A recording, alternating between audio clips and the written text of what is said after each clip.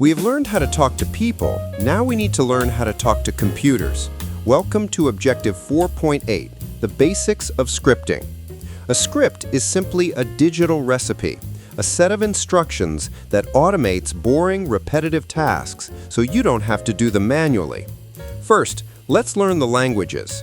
In Windows, the classic command line uses batch files, which end in .bat. But for modern system administration, we use PowerShell, ending in .ps1. PowerShell is powerful, using commandlets to manage the entire OS. For general Windows tasks like office automation, we have Visual Basic Script, or .vbs. If you are in Linux or Unix, you'll use shell scripts, ending in .sh. A key identifier for these is the Shebang or hashbang symbol at the very start of the file. For web browsers, we use JavaScript or .js, which handles interactivity.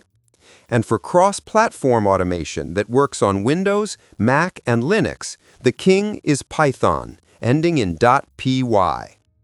So why do we script? The biggest use case is automation. We use scripts to restart machines remotely, update software, or remap network drives when a user logs in. Scripts are also critical for automated backups, ensuring data is saved every night without a human needing to click a button. However, scripts are dangerous.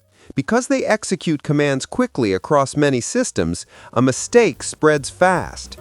A bad script can unintentionally introduce malware to the entire network, or crash systems by mishandling resources like RAM. Always test your scripts in a sandbox before deploying them, and have a rollback plan ready.